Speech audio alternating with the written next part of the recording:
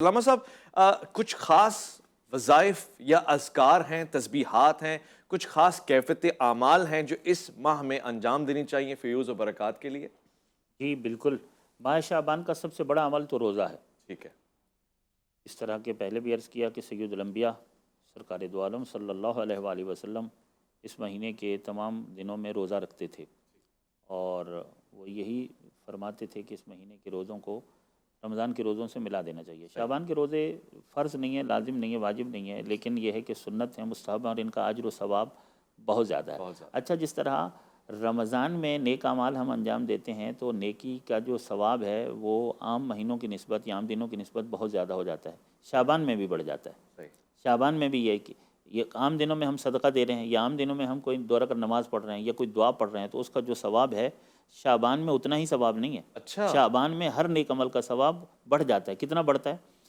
یہ ہمارے ہاں کی روایات کے مطابق، ویسے تو مفتی صاحب نے درست کہا، 70 گنا کا جو اجر و ثواب ہے یہ شعبان کے لیے ہے۔ اچھا، ہاں، کہ یعنی کہ اگر کوئی عمل، کوئی بھی نیک عمل آپ شعبان میں جب کرتے ہیں، وہی صدقہ عام دنوں میں جو آپ دیتے ہیں وہی صدقہ شعبان میں دیں گے تو اس کا اب اجر 70 گنا بڑھ جائے گا۔ بھائی ماشاءاللہ، نماز کا اجر 70 گنا بڑھ جائے گا، دعا کا اجر ثواب 70 گنا بڑھ جائے گا، قرآن کی تلاوت کریں گے تو اس کا اجر اور ثواب 70 گنا بڑھ جائے گا سبحان اللہ، شعبان کے مہینے میں۔ یہ شعبان کے جی لیے۔ ہاں، اور اگر میں غلط نہیں ہوں تو 70 سے بھی مراد کثرت کا صیغہ لیا کثرت جاتا ہے۔ اور رمضان کا تو یہ ہے کہ رمضان میں روایات میں آیا ہے کہ روزہ رکھ کر اگر کوئی شخص سانس بھی لیتا ہے تو اس کی ایک سانس پر ایک تسبیح کا ثواب ہے۔ اللہ ایک اکبر، تسبیح میں کتنا ثواب ہے؟ اللہ جب معصوم سے پوچھا گیا کہ ایک تسبیح میں کتنا ثواب ہے تو امام فرماتے ہیں کہ ایک تسبیح جو ہے اس کا ثواب 1000 رکعت نوافل سے زیادہ ہے۔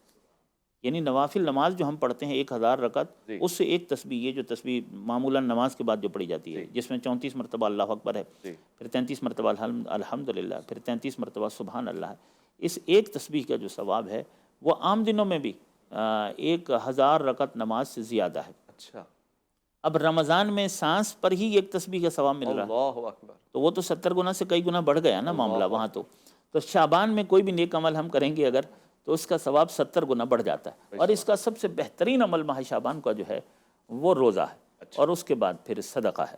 اور خاص طور پر شعبان کے جو ابتدائی 3 دن ہیں ان کے روزے کی اور بھی زیادہ فضیلت ہے، اور آخر کے جو 3 دن ہیں، یعنی ویسے تو پورے شعبان کے روزوں کی فضیلت ہے لیکن پھر شروع کے 3 دنوں کی اور نیمہ شعبان کی اور آخر کے 3 دنوں کی، ان کی جو فضیلت ہے وہ باقی دنوں سے بھی زیادہ ہے۔ بہت خوب۔ اچھا، اسی طریقے سے دعائیں ہیں جو شیخ عباس قمی نے مفاتیح الجنان میں لکھی ہیں، ہر دن کی دعا ہے، وہ مفاتیح الجنان سے استفادہ کرنا چاہیے اور ہر دن کی اس دعا کی تلاوت کرنی چاہیے۔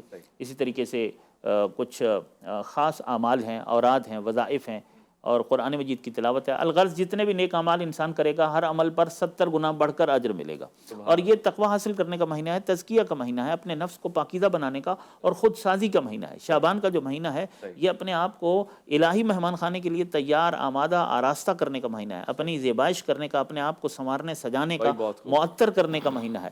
یعنی انسان جب الہی مہمان خانے میں جائے تو اس کا استقبال ہو، اسے قبول کیا جائے، اسے پسند کیا جائے۔ دیکھیں، اگر ہمیں کوئی دعوت دیتا ہے تو ہمارا میزبان جتنا وی آئی پی ہوتا ہے ہم کوشش کرتے ہیں اسی کی شان کے مطابق بن ٹھن کے جائیں، تیار ہو کے جائیں۔ یہ ہماری بدنی اور ظاہری تیاری ہے، لیکن اس مہمان خانے میں داخل ہونے کے لیے ہماری باطنی تیاری، روح کی پاکیزگی، نفس کی پاکیزگی، قلب کی پاکیزگی چاہیے، گناہوں کے علائشوں سے اپنے آپ کو پاک کرنا ہے۔